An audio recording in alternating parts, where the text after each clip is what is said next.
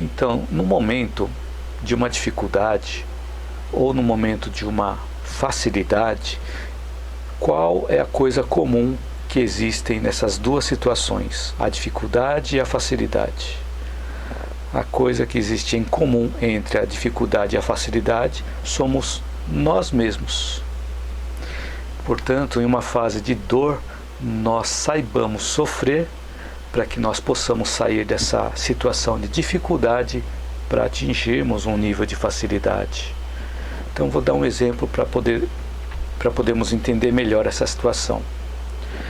Então, se uma criança faz algo que não deveria, essa criança sofre as consequências, como, por exemplo, ficar sem poder usar o celular por um tempo, ficar sem o videogame por um tempo. E por que se aplica essas consequências? É porque se deseja o mal para ela? Na verdade, não se aplica isso como uma condenação para a pessoa. Aquilo serve para que a criança ela aprenda a crescer, aprenda a ter responsabilidade, aprenda a fazer as coisas certas. E ocorre o mesmo também conosco, pela lei de causa e efeito. Nós também, quando não fazemos algo correto, não fazemos algo correto como deveríamos ter feito, nós recebemos as consequências que nós chamamos de sofrimento. E por outro lado, quando nós fazemos algo correto e que deveríamos ter feito, também recebemos as consequências em forma de felicidade. Então, no momento de dor, procuremos diminuir a nossa velocidade para nós procurarmos ficar em silêncio conosco mesmos e podermos refletir qual é o desafio ao qual nós fomos submetidos nesse momento de sofrimento. Quais os ensinamentos envolvidos que nós temos que aprender? Então é importante a gente lembrar que a vida é como uma escola.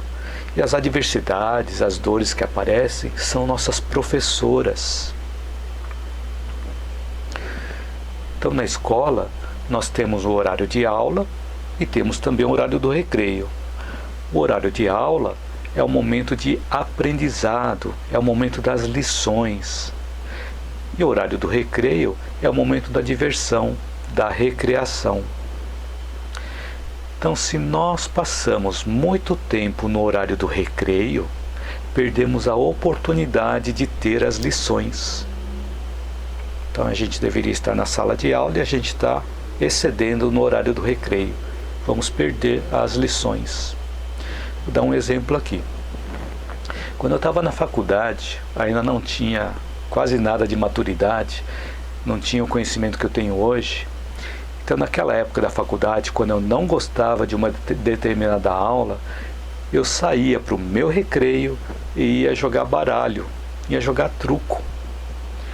Nem preciso contar o resultado, né? Que dos 10 semestres que eu passei na faculdade, 8 deles eu carreguei DP. Carreguei DP para o semestre seguinte, ou seja, eu reprovei em várias matérias, levando DP para o semestre seguinte. DP é dependência da matéria, né?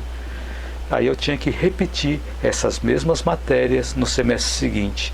Tinha que rever as lições que eu não tinha visto no semestre seguinte. E qual a analogia com a nossa vida? Se nós passamos por um momento que nós não gostamos, um problema, uma adversidade, um obstáculo, e nós vamos para o recreio, como eu ia lá na época da faculdade, nós perdemos tempo de obtermos o aprendizado. Se não aprendemos a lição, nós repetimos as mesmas matérias várias vezes até nós passarmos de ano. Então, como seria nos dias de hoje, com a situação atual?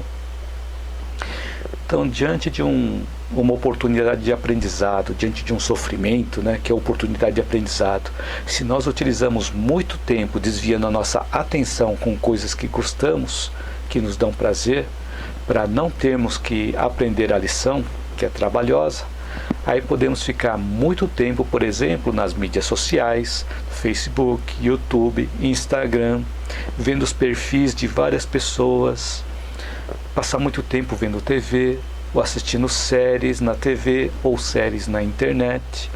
E assim nós desviamos a nossa atenção, nós estamos indo lá para o recreio e não prestamos atenção nas lições que nós temos para aprender. Não olhamos para nós mesmos, e sim ficamos olhando para fora de nós, tentando aliviar o nosso sofrimento com as coisas externas. Mas se o sofrimento é interno, os prazeres passageiros exteriores não vão nos ajudar, irão apenas nos distrair, como se nós estivéssemos indo para o recreio e não participando das lições que nós devemos aprender. Então, se nós estamos em um momento difícil da nossa vida, procuremos sair do recreio e voltar para a aula, para nós obtermos o aprendizado que nós necessitamos. Mas depois nós não vamos mais precisar passar pela mesma prova depois que nós aprendemos. É provável que nós precisemos passar pela mesma prova sim, mas só que tem um detalhe: nós não sofreremos mais porque nós já teremos aprendido a lição. Um outro exemplo: quando nós estávamos aprendendo a tabuada, que era algo muito difícil, achávamos que não iríamos aprender, mas tínhamos que aprender para poder passar de ano, naquelas aulas de matemática, né? Aí depois que aprendemos a tabuada e passamos de ano, significa que não teremos mais que passar pelo processo da tabuada? Passaremos sim, assim como passamos no dia a dia, só que não mais com sofrimentos, porque nós já aprendemos a lição. No nível evolutivo que nós estamos, não há um bem que sempre dure, mas também não há dor que nunca acabe. Essa frase é de um provérbio português.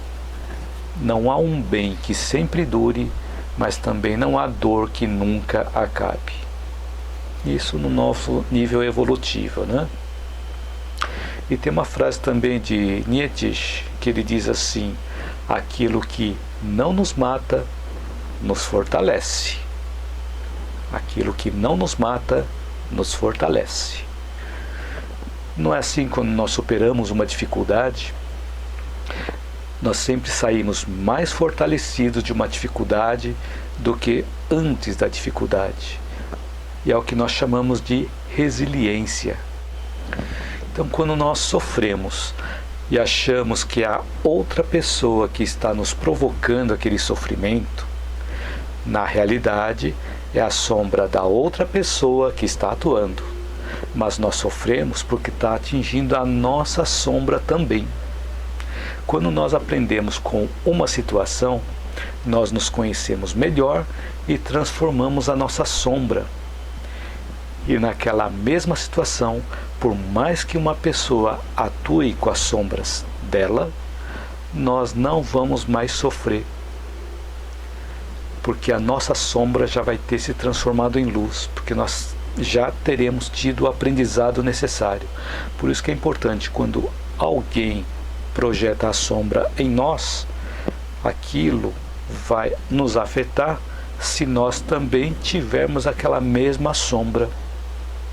Agora, se a nossa sombra ela se for transformada em luz, se nós conhecermos as nossas sombras, ou seja, conhecermos as nossas imperfeições, as nossas dificuldades, os nossos defeitos, nós vamos transformando aquilo em potencial. Então, sempre quando nós conhecemos as nossas potencialidades e as nossas limitações, quando nós somos atingidos naquele ponto, aquilo não afeta mais, porque nós já nos conhecemos naquele ponto.